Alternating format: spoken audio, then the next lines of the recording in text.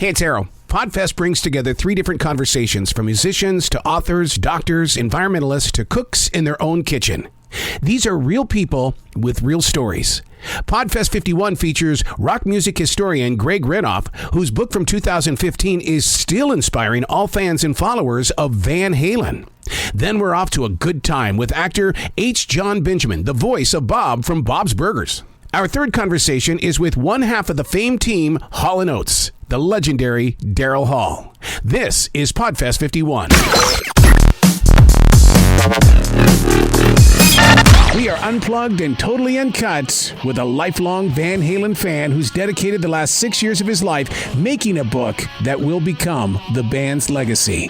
Van Halen Rising, How a Southern California Backyard Party Band Saved Heavy Metal. Greg Renoff. That little rock and roll band of yours that you've written a book about is in the classic rock news today. They have had a busy year, and it was all a bit of good luck on my part with the timing. But yes, it's been a very busy year for Van Halen. That's a good thing because, there for a while they kind of disappeared off the charts. And you sit there, and what I mean by the charts, the love for classic rock, the love for good rock, period. And it just seems like that now that Eddie has kind of stepped out of his shell, it's a brand new band again. It really is interesting to see how those guys have kind of the power sort of shifted in the band where Eddie, it's his band now. I mean, it's clear that Roth is there at the behest of Eddie. It's really interesting to see that going on, and it's great to see Eddie sober and making great music, and he's just killing it this year, absolutely killing it. They were the band that, when I was a kid, I had the Runaways up on the wall, and then this new band called Van Halen came out, and they were the ones, every poster on my wall came down, and Van Halen went up. I've been with them since the very beginning. So when did your journey begin with them? Yeah, I started really my journey with Van Halen in 1984. I heard Jump on the radio. I'd probably heard Pretty Woman before, but I heard Jump on the radio and then saw the video on MTV. And it's funny, I was in my homeroom class, and the kid behind me mentioned that he had a ticket to see Van Halen because his brother had gotten him one, and he didn't really like Van Halen, and so he set the hook pretty good on me. And lo and behold, I ended up paying $50 for this ticket in 1984, which is a lot of money. My mother was outraged that I'd taken the money out of the bank to do that, but once I saw them live, it was all over for me. Eddie was so incredible as a performer and as a musician, and of course Roth at that point was absolutely at the peak of his cultural power. And there's nothing, nothing and nobody who was bigger and better than David Lee Roth as a frontman or as just a power. And it was just a mind-blowing experience for a 14-year-old kid, and I was done after that. And it's funny you bring up the Runaways in the book Van Halen Rising. I talk about my interview with Jackie Fox, who was one of the people who was turning Gene Simmons on to Van Halen when Gene was looking for a band to try to groom and to put on a record label. Jackie and Lita both knew Paul and Gene, and in 1976 they were telling Gene, hey, if you're looking for a band, you should check out this band Van Halen. And as we all know, Gene tried his best to get Van Halen a record deal, but it didn't happen, and Jackie was one of the people who was putting the bug in his ear about Van Halen. He's always bragged about putting David Lee Roth in his first pair of leather. Do you really believe that? Well, that's what I printed in the book. I mean, that's what Dave mentioned in his book, and that's what Gene said. I don't know if it was his first pair of leather pants, but the story goes that when they went to New York to record the album, they weren't planning on auditioning, and then the opportunity came to audition for Bill Aucoin, which was Kiss's manager, and so they were working on this demo recording, and then Gene said, okay, you're going to audition, so he bought them clothes. Gene has never passed up an opportunity to tell a story about Van Halen and Gene Simmons, as you know. And yet they're so quick to push aside the fact that Eddie Van Halen wanted to become a part of Kiss, and they said, no, you're too big for this. Yeah, that's a story that's really kind of hard to make sense of. Eddie has never really discussed that at any length. It would be interesting if someone could pin him down and talk about what that was all about. From what I was able to kind of piece together, it's likely that Gene had an interest at least in having Eddie and Alex maybe help him write music or do other things. I don't know if maybe Gene thought, well, if Ace goes completely south on me in 1977 or 78, I'd have Van Halen in my back pocket to bring those guys in. But there's no question that also what happened is that in 1977, Gene had Eddie and Alex play on a demo that he was doing to prepare for the Kiss Love Gun album. And what ended up happening with those songs is they were finished. The demo recordings, and when Kiss had their box set in the works, so about 10 years ago, Eddie and Alex were asked by Gene, would you let me put these songs on the record? One of them being Christine 16 and in the box set, and Eddie and Alex unfortunately said no, so we never got to hear those recordings, which would be amazing. Well, they've got out today. They've released a version of a Kiss song that Van Halen did, and the song is "All the Way." And to hear Eddie Van Halen play that guitar, and they're not impersonating Kiss, but you can tell that there was a connection there. Yeah, it's interesting. That's something I've been using for the book promotion there as well. And excuse me. And one of the things that you have on that tape is that actually it's Dave who says to the crowd before the recording starts. He says, this is a band Kiss, and there's sort of this mumbling. And he's like, they've got 3 albums out, kind of reflecting the fact that Kiss was not huge at that time, but Dave knew all the lyrics of that song, and I think Dave was the guy who actually really liked Kiss the most. I think he was more into the glitter and the glam rock at that point than Eddie and Alex. But it's those guys really did go to the Classic Rock College of Knowledge with all their different cover songs. They covered everybody from Edgar Winter to Bad Company to Kiss to Led Zeppelin. Those guys learned from the best. Oh, and David Lee Roth there was an interview that I heard recently where he talked about that the reason why he did the solo project was because he loves so many different styles of music that he just wanted to show the world that, hey, look, I just want to give this to you. Yeah, the great thing I did for the book, Van Halen Rising, is I interviewed Ted Templeman, and Templeman was very adamant about the fact that when Dave approached Warner Brothers in late 1984 and approached Ted Templeman and saying, I want to do this EP, he was 100% clear that he did not want it to compete with Van Halen. It was not going to be heavy guitars, and it was going to really be a tribute to the types of songs that Dave grew up with. Everything from, as we know, from Beach Boys all the way down the line, the different range of musical taste that Dave had. And that's the other thing, too, is that when Dave joins the band, Dave has a very, very different musical taste and approach to music than Eddie and Alex. Eddie and Alex are much more into Black Sabbath and Grand Funk. This is the early 70s. And Dave's much more into James Brown and the Beach Boys. And you sort of bring all that together and you end up with Van Halen. But when Sammy Hagar was brought into the picture, it's almost like David led him to the pop charts, but Sammy Hagar took him to the top.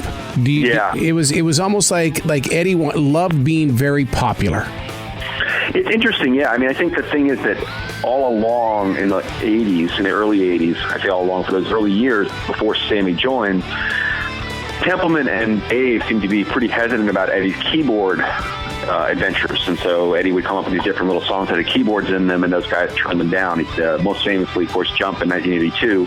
Eddie played them a demo, and they were like, well, we don't want you playing keyboards. You're a guitar hero. And I think once Dave and Ted were out of the picture for Eddie, he was able to really explore that side of his musicality. And there's no question that Van Halen became a super successful pop group in the late 80s. I mean, they're all 2 or 3, maybe 4 albums went to number 1 on the charts with Sammy. I can't remember. At least 2 of them did, and sold millions of records. And very different band. Oh, and I love the story that Sammy shares about he calls up Eddie and he says, man, you need to write something on that piano that sounds like John Lennon's Imagine. And then that just opened up Eddie's heart right on the spot. Eddie as a songwriter, I think, is really, maybe a little bit underrated by people because everyone focuses on what a virtuoso he is. But if you think about it, he wrote everything from what we would consider kind of straightforward heavy metal songs to real pop songs like Dance the Night Away, or any of the stuff he did any of the stuff he did with Hagar. They're pop songs. And that was another thing that Templeman really emphasized to me. He said, Eddie was this guy who could play great heavy metal when you wanted him to, but he said he had this pop vision, and Dave helped him with that, obviously, and really helped bring that into the fore. But there's no question Eddie was the guy who wrote the music and deserves a lot of credit for that. It's almost like people go, oh, Eddie, he's such a jerk. But it's like the guy owns the right to be a jerk. I think that if he wants to take his time coming down to the studio, I think he owns that right.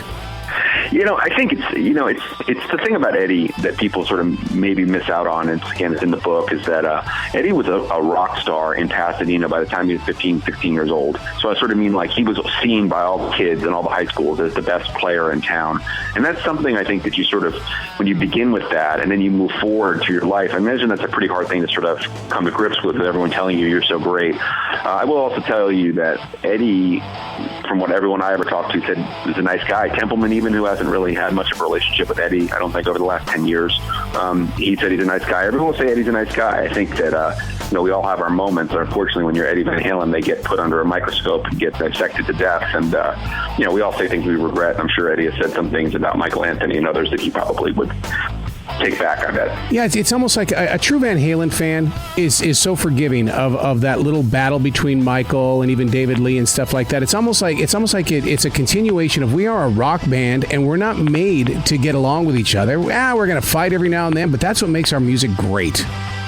They were fighting from the get-go. I had Michael Anthony in his interview with me tell me that about fights in the band. And I said, well, Eddie and Dave must have fought. So I said this to Michael Anthony. He said, yeah, they fought.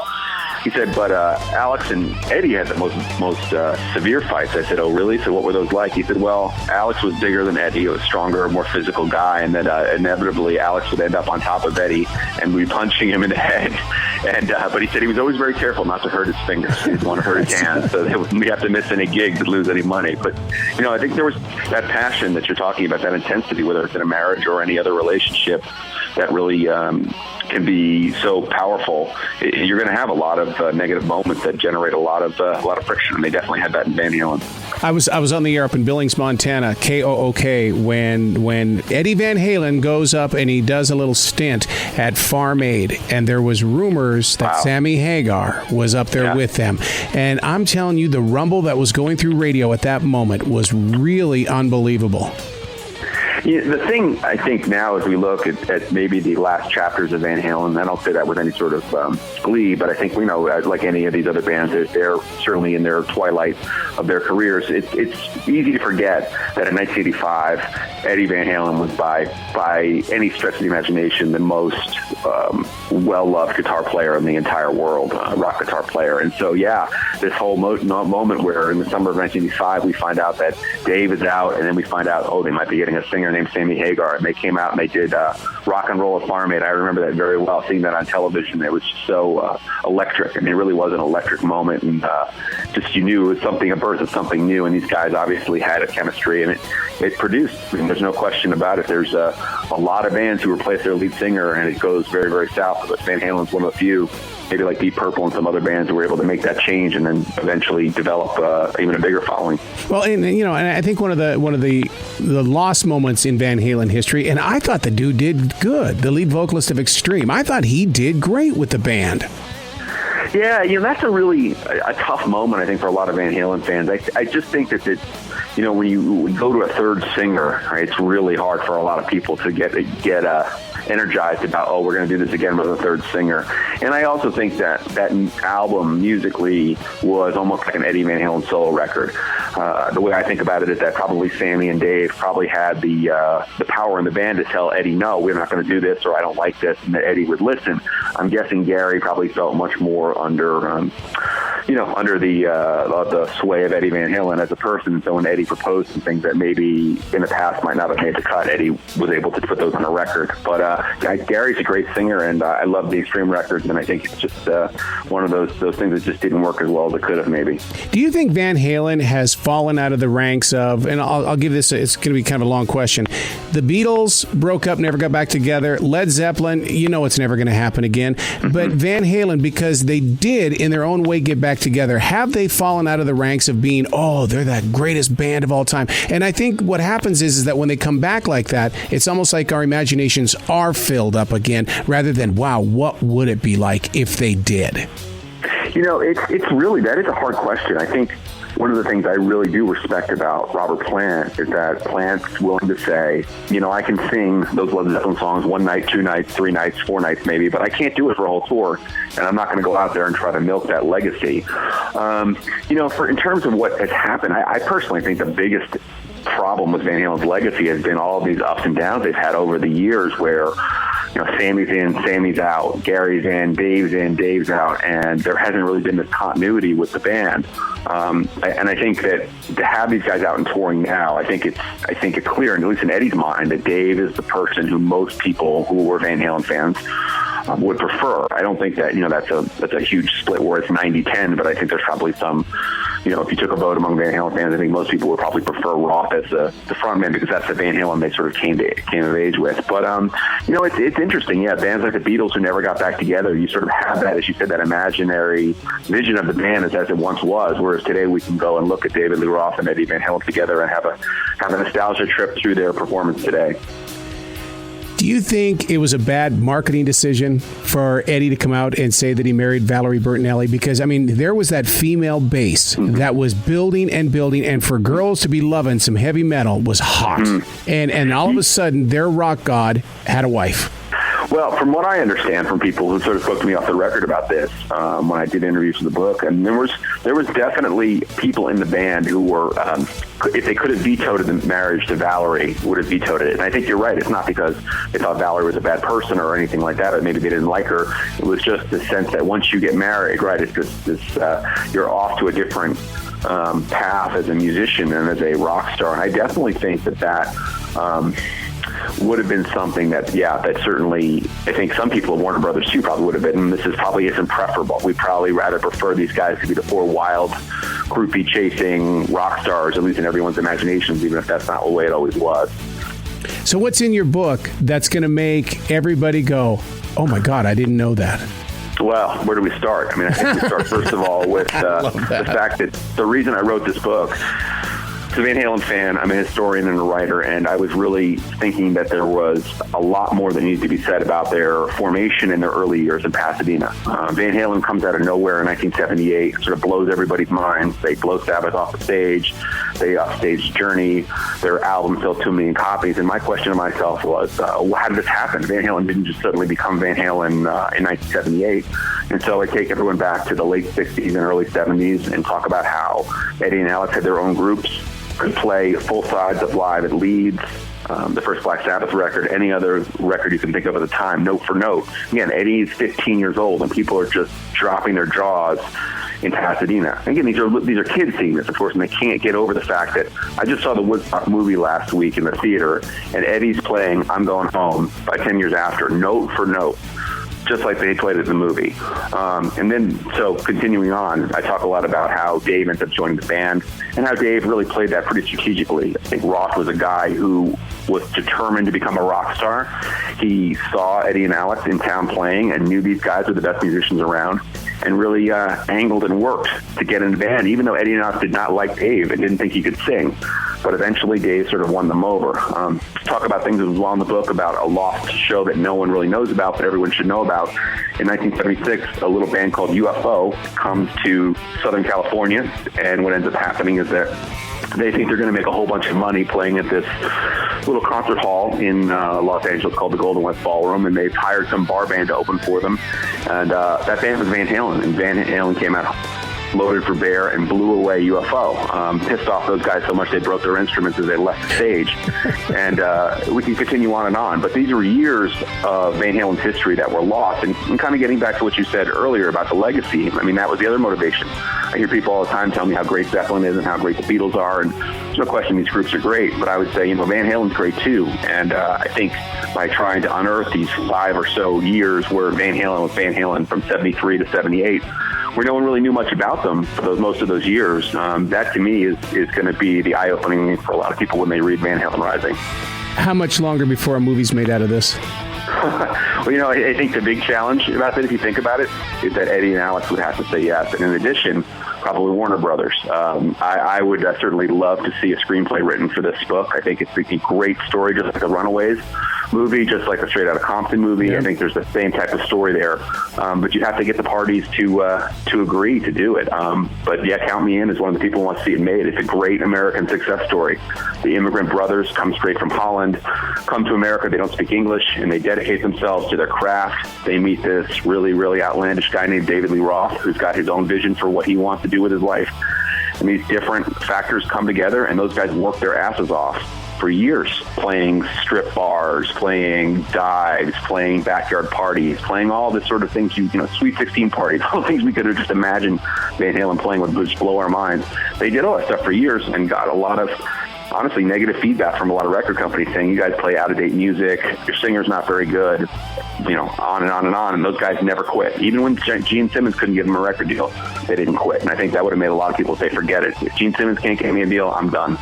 Those guys didn't quit, though. And they were never afraid to play in small towns, because I caught them up in Billings, Montana, and then a few years later, they performed in Casper, Wyoming. They were never afraid of any stage.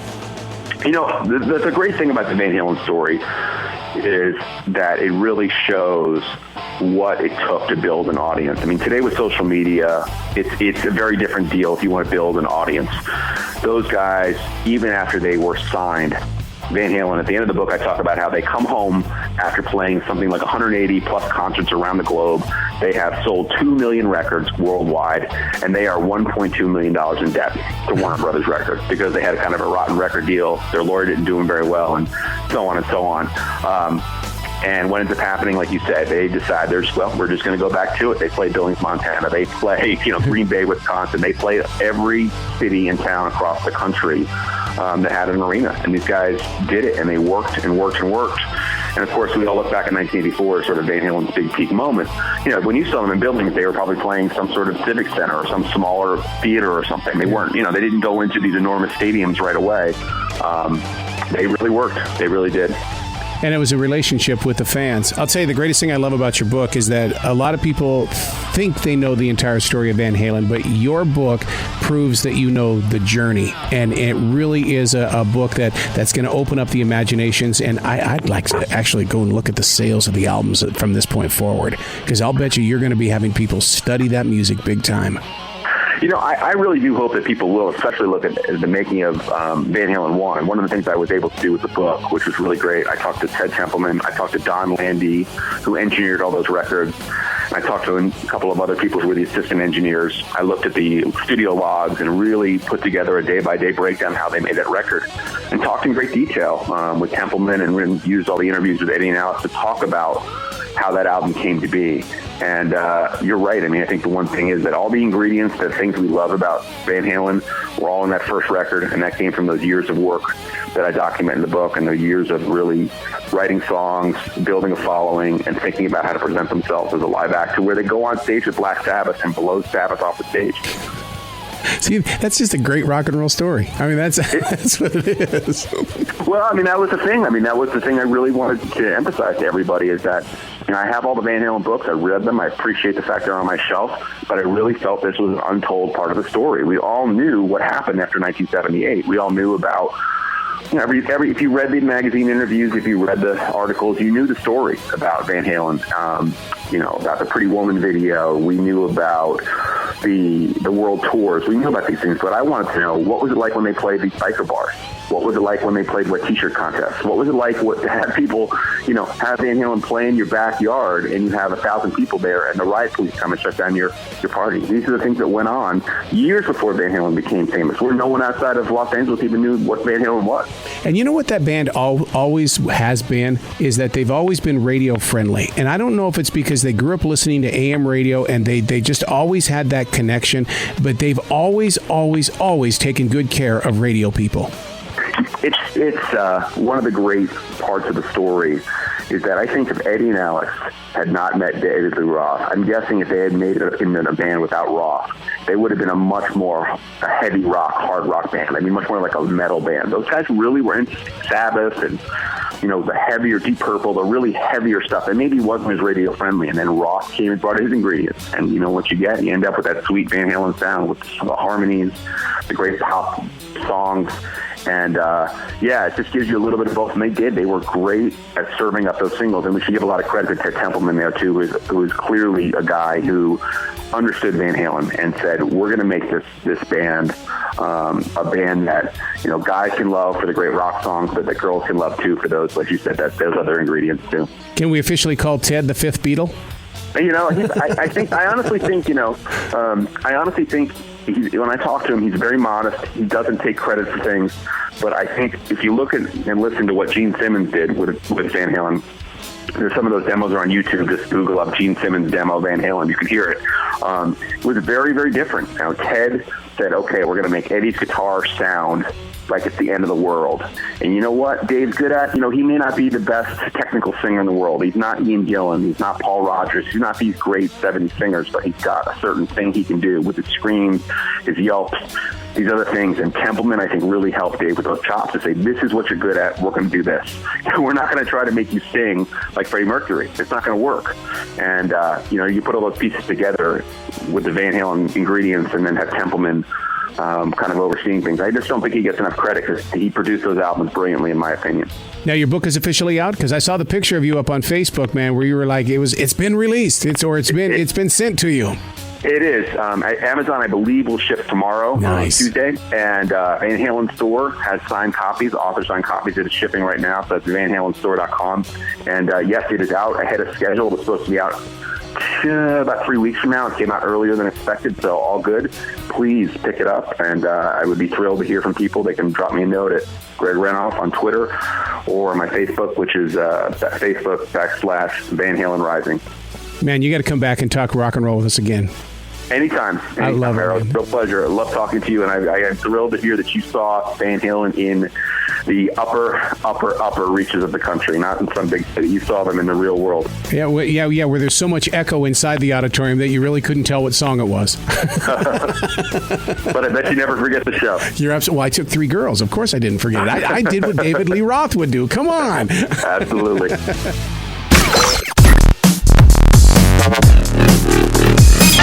There's a difference between being a voiceover actor versus an animation voiceover actor. The changes, the challenges, the shows, and the not-so-shows. H Jon Benjamin's resume is totally off the charts. He's always been in front of us, and yet we only hear his voice. Did you know that he was in 22 Jump Street, Parks and Recreation, Suburgatory, and even Last Week Tonight with John Oliver? But you know him more for his voice. A voice that's appeared on American Dad, Family Guy, Archer, and Bob's Burgers. We are unplugged and totally uncut with H Jon Benjamin. I'm good. How are you? Man, your wit and your edge puts you at the forefront of how we need to be speaking openly in this country. Do you ever find yourself wanting to say something that you can't, but because it's iHeartRadio, we're going to let you? You mean I can say whatever I want? That's right. Fuck this. So my wit is not really working well this morning. I have looked at your resume and cannot figure out why Ryan Seacrest got the job on American Top 40 when you are the voice of America. I know. I mean, every day I wake up and say, why am I not Ryan Seacrest? It's an awful, awful feeling to be him. Look, he does what he does, and you got to respect him. They're much different. They're much different jobs. I don't think either of us could do what either of us do. You've never done radio, though, have you? But you've got those golden vocals. Well, you're better than me. No, I'm trained to do this. I mean, no, but I wasn't born with your voice. How do you train your voice to do that? What does it take? It's those evil program directors that sit you down and say, you have to say it this way. No, there's too much. Wow, I had it really easy. I had no sit-downs whatsoever. Yeah, but you did stand-up comedy. I did. I mean, that might have been, but I didn't have to change my voice that much. So that's been the easy route. I'm sorry what you had to go through. You know, in stand-up comedy, there's a lot of the biggest names and those that are on the upcoming side of comedy come into this room every week. Do you call comedy or doing the comedy series a curse, or do you actually feel like that you're connected to people about ready to pee their pants? You mean when I do the animated shows, or anime, and even when you were on stage doing comedy? Because this is something that you were born with, and you're such a natural at it. Yeah. I mean, I don't really think much about it. I'm glad people laugh, but when they do, although, I've experienced the opposite many, many times, so I don't, it's gone both ways. I still go up there. That's just, I think, out of habit at this point. Are you the Mel Blanc of this millennial generation? If Mel Blanc had only 2 voices, I think he had hundreds. I can't do a Southern rooster at all. See, there's that wit and edge we started things off with. There you go. Well, fuck this again. Now, being in the studio when you're dropping tracks down for Bob's Burger, do you ever sit there and make yourself laugh? No, mostly the other cast members make me laugh. I'm not laughing at myself that much, but with Bob's Burgers, we work together, and a lot of the people there are really funny comedians as well. So they'll make me laugh. Eugene Merman is a comedian who plays one of the characters. He makes me laugh a lot. John Roberts plays Linda. Then Kristen Shaw, people like that. They're really funny, so it's fun to do the show. Now, this isn't a suck-up, but I really do plan my Sunday nights around Bob's Burger because I want to read the menu. Are you part of that menu at all with your writing skills? No, the writers write all that stuff. I've yet to contribute to that. I've tried to contribute to the opening where they have, next to there's an extermination van that always pulls up. Right. And then there's a store that's constantly changing ownership or like changing businesses. I've written a couple of those. I'm not sure any have gotten on. But, unless I get paid, I'm not doing any of that stuff. Now, Bob's Burger and Archer, you know that those shows are going to be playing in 2056. Do you go into tell me that they're not becoming legendary? Yeah, that would be really good. I don't know if I'll be around, but they'll replace me. Well, if you buy a parrot, it's going to be around. It'll still be around while everybody's long gone going, I want my money. I want my money. You mean the money-grubbing parrot? I'll get one. To be honest, the shows, both of them are kind of getting better as they go along, so I hope they last a long time. And that's what's been fascinating about watching your career, because you've always been there, but we've never known you, and now you're stepping out like this. This is pretty interesting that you're out, but at the same time, have you always been out? Are you asking me if I'm gay? No, I'm not saying that. I'm just saying that most people, because it's like Archer and Bob from Bob's Burger. Okay, we get it. It's the same person. But we haven't heard from you. It's like The Shining. Oh my God. I've always been the butler. I guess. I mean, being a part of mostly animated shows, which has been predominantly what I've done. You don't see me a lot, so that's true. But I'll try and get out there more. I'll try and step outside. Would you say that you've got the perfect face for animation, or the voice of every American on this planet? I am not an attractive man, but I have sexy parts. There's no one's perfect. I personally am not even sure about the voice. People like it, but I think it's also the characters that I play. That's sort of a luxury when good characters are written. It's a lot easier to do. Are we going to see more of your writing up there then? I did write a Bob's Burgers episode with Hollis Lessinger, who's been one of the writers on the show from the beginning, and we worked together on one. It was like a Tina story. I think it will be in this season. So I did write Bob's Burgers, and I write all the time. It'd be fun to see if Bob can get on a radio station there and he competes against Howard Stern, because I think you have the personality to take down Howard Stern. I could say, yeah. Let's make that an official challenge. That's right. I will take you down, Howard Stern. I promise. Do they call you H, Mr. H? Do they call you John, Benny, Benji? I mean, or do they just say, every time you walk around, hi, H Jon Benjamin? That's happened a few times. That's always fun to listen to my whole name said. H does stand for something, but I've yet to give it away. So not many people call me H, because I think they see the dot after it, so they know. H. But a lot of people call me H. Dot. I love it. Well, H. Jon Benjamin, you're fun, man. This show is your forever stage. Anytime you just want to come on, just to blow your mind out, just go for it. All right, man. That's nice. I probably will not, but maybe. Have a brilliant weekend, man. All right, you too. Okay, bye-bye. Hey, it's Arroe inside the Arroe.net studio. We are unplugged and totally uncut with Daryl Hall from Hall and Oates. I'm doing very well. I want to congratulate you on this brand new tour, 32 cities, stopping here in Charlotte on August 18th. You've become a tradition to us here in Charlotte because every year we get to see you, and it's such a treat to catch you live in concert. I love playing in Charlotte, man.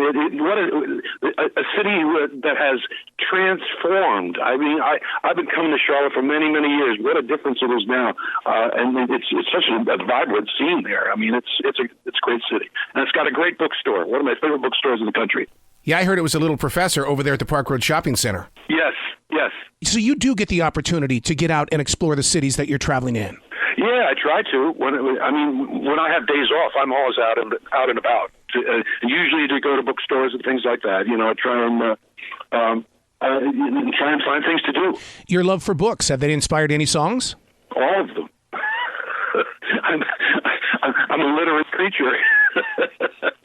No, I mean, I as one reads, it causes me to write things. I mean, I'm inspired by phrases that I read all the time, and I incorporate them in. I paraphrase them and change them and incorporate them into my lyrics.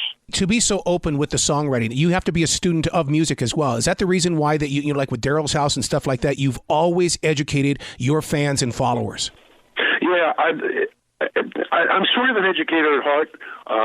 I actually went to school to be a music teacher. Not that I ever really wanted to do that, but I think that turning people on to things and ideas and all that is just as important as the performance itself. Yeah, I mean, I've always felt that way, and I think Daryl's House is it's sort of a learning experience. You learn about people, you learn about your favorite artist, what he's like or she's like, and how they interact with me and my band, and I learn from it, and it's a really interesting experience. 32 cities on this brand new tour. Do you find that, because, growing up in the music industry, everybody had their little pocket of energy. You had your Northeast versus your Northwest and all that kind of stuff. Do you have to rechange the music list, to fit whatever region you're performing in? Not anymore. It used to be much more regional musically. When I started out with John, and even before that, it was very, very regional. Now, I don't know. The musical world has become much more homogenized, but also fragmented as well. So it's a good. I think it's a good time for music. I really do. I got to thank you for saving AM radio. I was at Jock, 7 Midnight Jock in Montana back in the 1980s. Everybody was going to this thing called FM, but you guys stayed strong with AM and kept us on the air. Well, there you go. I'm glad to have done it. What was that transition to go from into videos? Because it was no longer about Don Kirshner and the Midnight Special anymore. You guys really took over MTV. Well, it was something that we saw immediately and were drawn into as being a brand new thing. Video television was it was quite a concept, and its impact was outrageous. I mean, and we were part of the very, very beginnings of it. I remember being a VJ on that show, and they just said, "Okay, you got 2 hours, just wing it. And here's a list of videos you could play and just say anything you want." I was like, whoa, okay. I wound up doing all kinds of things on there. And it was interesting times, for sure. Speaking of interesting things, I've always loved the story and the relationship between She's Gone and Sarah Smile. She's Gone was actually the first release, but it didn't really hook up to radio right away. Is it because it was a 4-minute and 56-second plus song? I don't know. Possibly. It was one of the songs that... Atlantic. It was early days, man. I think that it took people by surprise because it was different, and yes, it was cut to as a full length song. It was actually, I think, 5 minutes long or something like that. And when they edited it down, whatever. But it just wasn't time for it. And then suddenly it was time for it. That's the best way I could describe it. I was recently with Chris and Glenn of Squeeze. Dude, they are so stoked about being on tour with you.